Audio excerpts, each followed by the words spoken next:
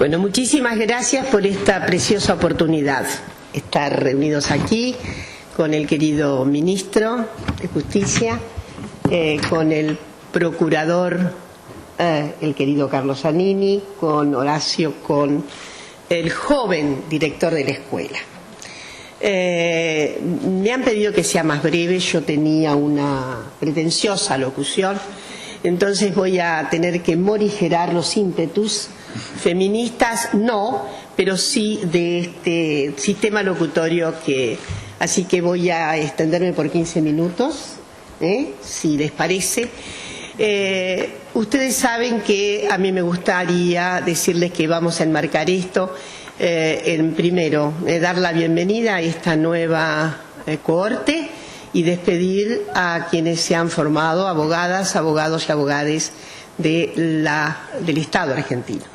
Me gustaría iniciar con algo que suelo hacer, sobre todo cuando estamos en presencia de profesionales de las ciencias jurídicas, para recordar que el orden moderno es un orden patriarcal, que el orden jurídico moderno se hizo en los valores, la perspectiva, las anuencias, las autorizaciones patriarcales, y que quiero decir también que ese orden jurídico debe muchísimo a la increíble hazaña patriarcal que hizo la ciencia al uso, la ciencia estándar del siglo XIX. De modo que quiero no responsabilizar por entero el orden jurídico, sino que el orden jurídico se ha apoyado siempre en una cierta externalidad, además de la propia, y es muy sugerente ver en qué medida rindió absoluto examen pertinente a lo que le reclamaba la ciencia estándar patriarcal del siglo XIX, y no me voy a extender en los elementos, digamos, constitutivos de esa patriarcalidad. Decirles que efectivamente el orden patriarcal se instala seguramente en el Neolítico superior. Quiere decir que hace 7.000 años, 5.000 años, gran parte de la existencia del Homo sapiens, del y la Homo sapiens, se pasó sin ninguna jerarquización sexual. Ese invento procede de una experiencia muy particular, humana, que se confunde con los elementos iniciales del orden simbólico, la idea de hacer rotar a las mujeres de los órdenes clánicos, separarlas definitivamente, para evitar, en todo caso, seguramente, patrañas, guerras y circunstancias que podían derivar en una debilidad clánica. Quien estudió el patriarcado de manera muy notable fue Federico Engels, con aquel extraordinario trabajo de fines del XIX, uno de los libros más consagrados de Federico Engels, que era nada menos que la historia de la familia, la propiedad privada y el Estado. Y ahí Federico Engels dijo algo que fue reapropiado por las feministas de la llamada segunda ola, que es una estrepitosa conflagración respecto inclusive de elementos primarios del feminismo inicial de mediados del siglo XIX. Digo porque efectivamente Federico Engels consagró la idea de que el patriarcado derivaba del invento de la propiedad privada. El invento de la propiedad privada fue el que sostuvo, animo a leer ese texto, que todavía tiene consideraciones muy eruditas, sobre todo porque él se basa en una figura que va a ser muy protagónica después, pero que él efectivamente va a trabajar sobre los elementos de la teoría de Morgan. Hasta la creación del patriarcado, la relación que se hacía para el reconocimiento identificatorio de legados y circunstancias que tenían que ver con heredad sobre todo consanguínea, provenía de la madre, porque la madre era inocultablemente empírica. La maternidad es empírica. En cambio, la paternidad, caballeros, ha sido por mucho tiempo una sombra inquietante. hasta las últimas grandes transformaciones de la biología molecular, había ahí una situación nebulosa. Por lo tanto, la matrilinealidad era la costumbre histórica, transhistórica, porque antes de convertirnos en Homo sapiens sapiens, algo que ocurre a los hace 30.000 años, no me quiero ir más atrás y decir que había una competencia con otros homínidos, hasta que finalmente he aquí este segmento se empina.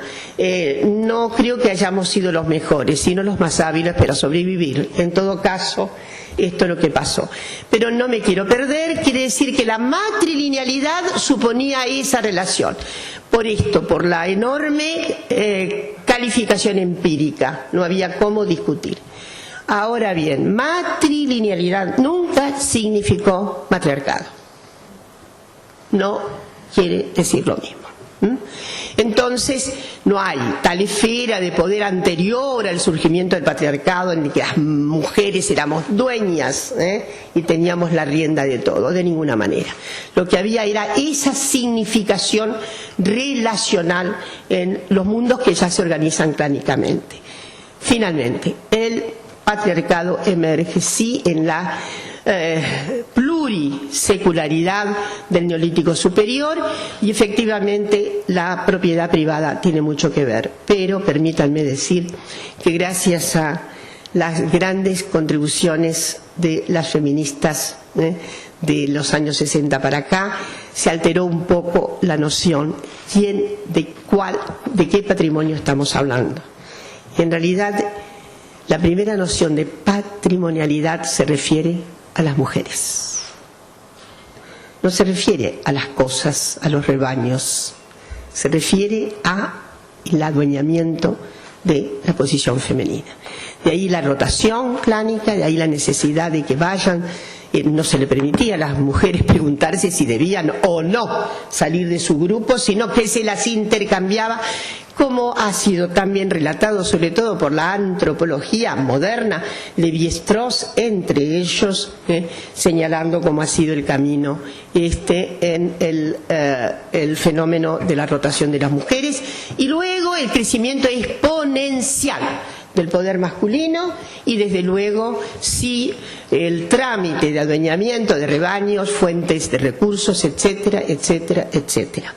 El patriarcado entonces es relativamente muy reciente en nuestro transcurso de humanidad. El giro repatriarcal de la sociedad se da notablemente, y paradójicamente el patriarcado ha sido un poco diferente según naciones, según áreas geográficas, según tiempos. Es transhistórico, tiene una metaestabilidad, dice nuestra gran feminista Celia Amorós. Metaestabilidad es un concepto que en realidad ella toma de Sartre para hablar de otras metaestabilidades en torno del poder, desde una factura existencial. Es metaestable, pero a veces ha tenido craquelés. El patriarcado no es el mismo en todas las sociedades. A veces ha sido más asediado, y de ahí que se piensa una gran también teórica feminista francesa, Geneviève Fraisse, que pudo haber habido otro salto cuántico en la Revolución Francesa, pero no fue así. El salto fue para atrás. Hubo un miedo, se instaló una suerte de paranoia. Las mujeres hicieron la Revolución Francesa como todas las entidades humanas, y hicieron la piqueta de la Bastilla con el mismo ímpetu que los muchachos. Sin embargo, fueron despojadas de derechos absolutamente, y he ahí una cosa que todavía nos llama tanto la atención. El mundo burgués fue un mundo paranoico con relación a las mujeres. Se instala un miedo telúrico, y por lo tanto hay un refuerzo de los valores, la óptica, las concepciones patriarcales como no se habían visto tal vez en el siglo anterior. Y no voy a demorarme en eso porque tengo poco tiempo. Pero ilústrense acerca de las mayores franquías sexuales que tenían las mujeres en la corte del antiguo régimen, comparadas con la pacatísima vida sexual de las mujeres burguesas y de todas las mujeres durante el siglo XIX. Entonces, yo voy a referirme rápidamente a algunas conceptuaciones muy importantes acerca del orden jurídico y la potestad magistral masculina que ordena los vínculos en una nación. Dice Mackinnon, hacia una teoría feminista del Estado, por favor, recomiendo a quienes han egresado y a quienes ingresan que no se pierdan la lectura de este extraordinario texto. El Estado es masculino desde el punto de vista de la jurisprudencia, y esto significa que adopta el punto de vista del poder masculino en la relación entre la ley y la sociedad. Esta postura es especialmente patente en la decisión constitucional, que se considera legítima en la medida en que es neutra en cuanto al contenido político de la legislación. El fundamento de esa neutralidad es el supuesto generalizado de que las condiciones que incumben a los hombres por razón del género son de aplicación también a las mujeres. Es decir, es el supuesto de que en la realidad no existe en la sociedad desigualdad entre los sexos. Esta falaciosa construcción, que está obviamente impregna los sentidos importantísimos de todas las constituciones. Yo no voy a recordar lo que significó el Código Napoleónico, 1804, y su remedo en todas las naciones que se constituían en el área de América Latina. No era el único código. A mí me encanta la historia del derecho. En realidad estuve por ser abogada. Menos mal que no lo fui, porque hubiera sido un escándalo, una especie de default para la vida abogadil. Entonces me dediqué a la sociología y a la historia. Quiero decirles que preconizo una reforma de fondo de la formación de las profesiones jurídicas. ¿Y por qué? Porque efectivamente cuando he recorrido, y tengo ganas de todavía investigar más, lo que son los programas formativos de historia del derecho son una especie de gueto a clase de historia, como si el trámite general del derecho no mereciera una consideración histórica. Se da derecho civil como si se descolgara, sí se dice hubo tal modificación. Lo mismo pasa con el derecho penal. Fíjense que si se enseñara de manera histórica el derecho penal, se reconocería que el concepto que hoy tenemos de violencia contra las mujeres es relativamente nuevo. Es relativamente nuevo en las luchas feministas, no existía ese concepto en las luchas anticipadas de nuestras mujeres del siglo XIX, no existía tal concepto. Había como una naturaleza consistente en que esa violencia emanada del patriarcado, fíjense ustedes, tenía como una suerte de transitividad también histórica. Solo el renacimiento notable de la epistemología, de la teoría feminista, en los años 60, a la luz de una vorágine de cambios notables en las sociedades, guerra de Vietnam incluida, guerras revolucionarias, guerras de descolonización, etcétera, etcétera, permitieron que finalmente las feministas se dieran cuenta del significado íncito de la violencia en el tratado patriarcal. Entonces, digo porque a veces es como que el derecho parece ser poco dinámico. Sin embargo, observemos lo que ha cambiado en nuestro derecho, sobre todo desde el 2003. Por ahí hay un hiato fatal, retroceso, pero hemos reconquistado en estos años, obviamente, una suerte de construcción de vorágine de nuevo derecho para asegurar derechos humanos a todas las personas, desde luego incluidas las mujeres y las personas de la diáspora sexogenérica.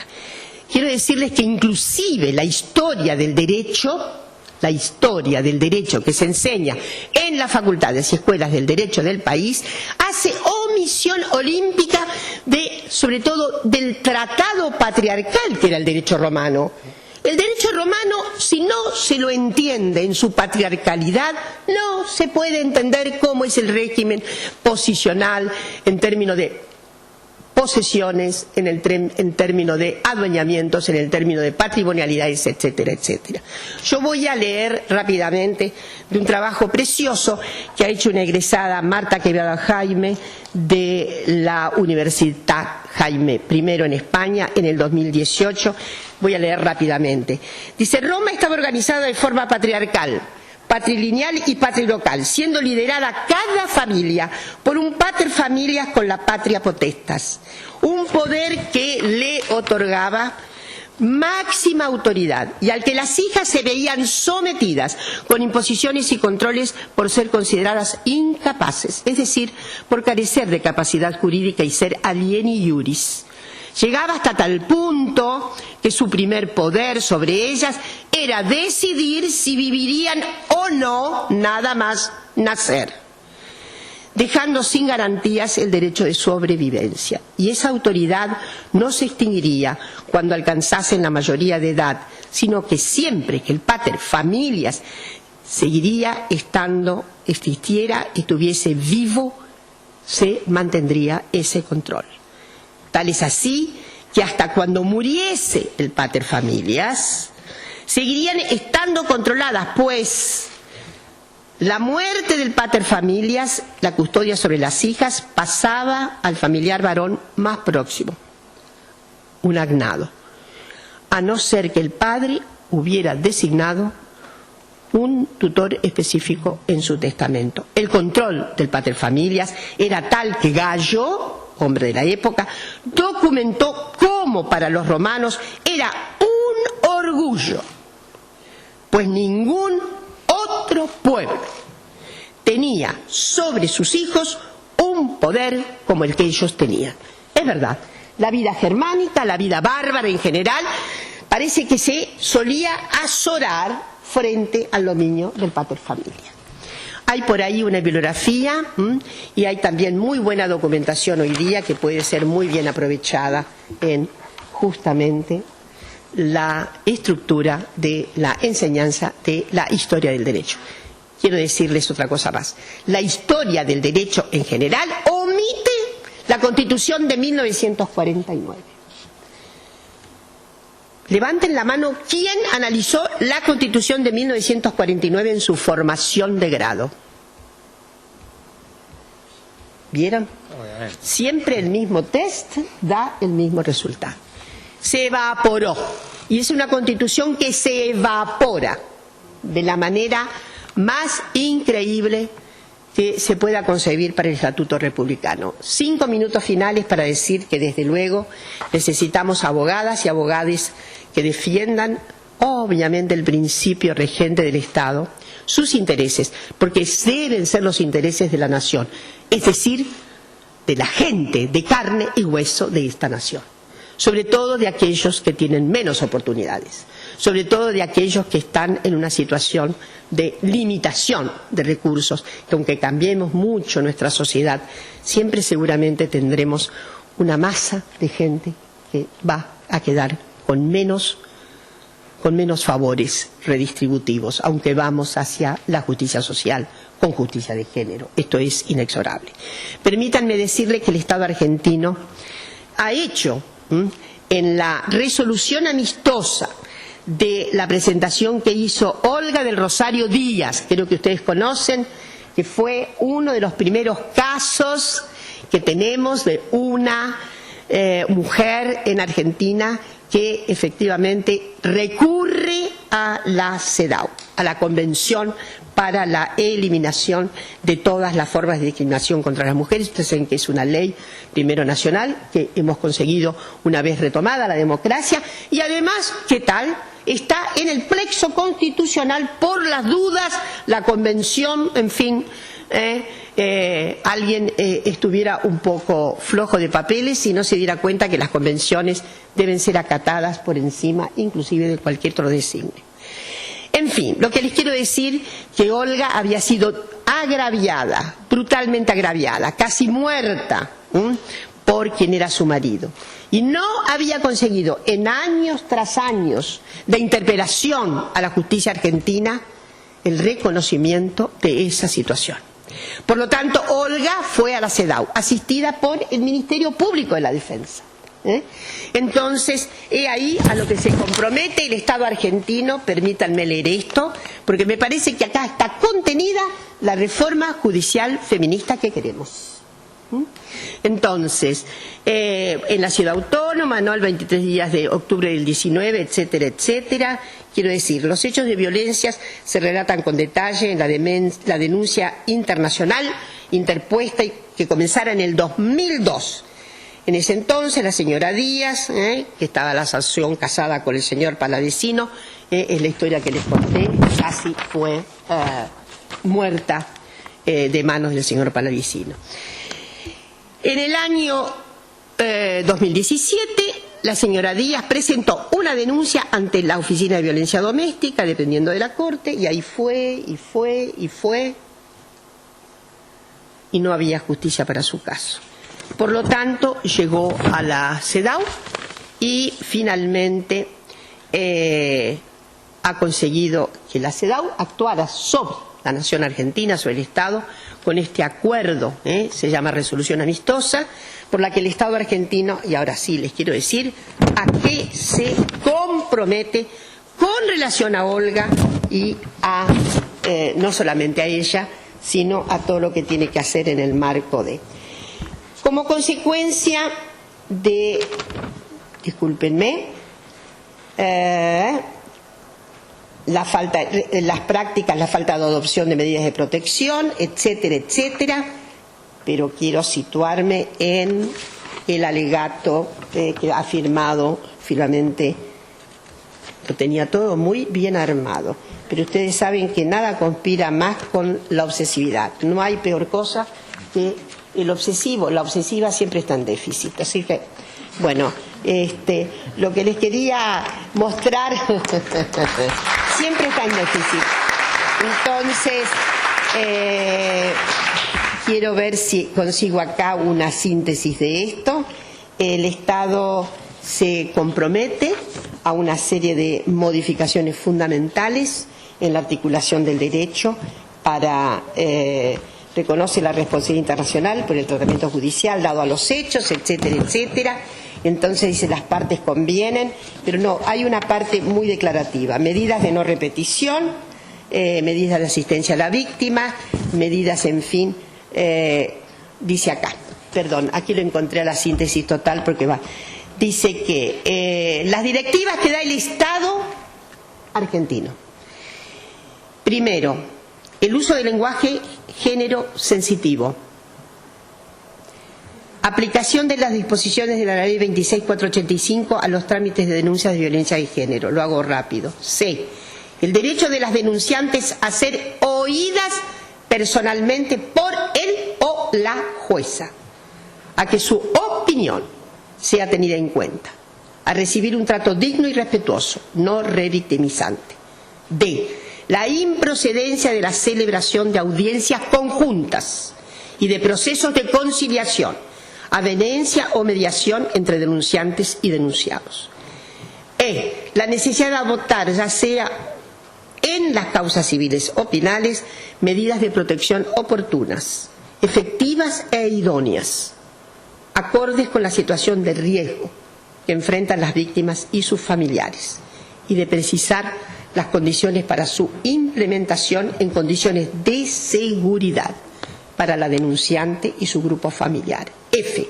La necesidad de adoptar las medidas necesarias para la efectiva notificación de oficio a la persona denunciada de las medidas de protección dictadas y el adecuado seguimiento judicial de su implementación y ejecución.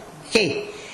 El deber reforzado de investigar y sancionar con la debida diligencia los hechos de violencia de género y reparar inexcusablemente a las víctimas. H.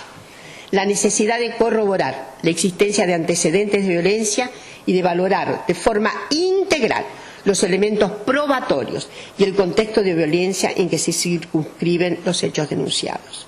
Y por último, la forma de articularse con otros juzgados y organismos que estén interviniendo a raíz de los mismos hechos de violencia de género o de hechos que guardan vinculación entre ellos.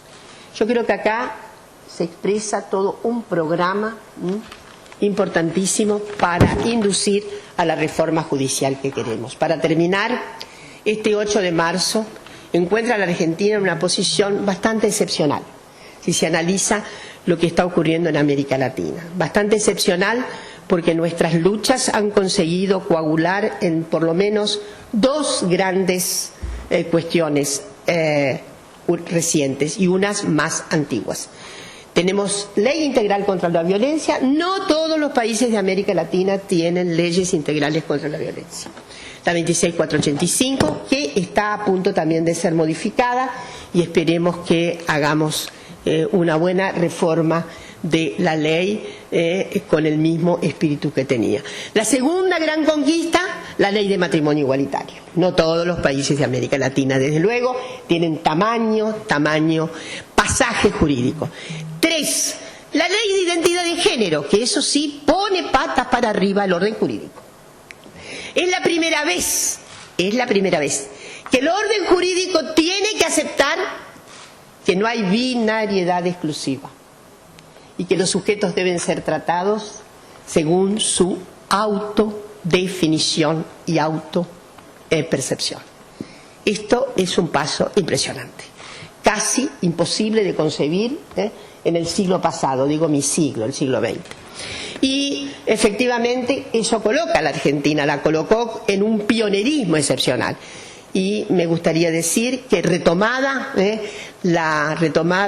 una organización del Estado en orden a ser consecuente con principios fundamentales de redistribución, de justicia, de equidad, de impedimento de concentraciones alevosas económicas que sobre todo atentan contra la vida de las mujeres especialmente.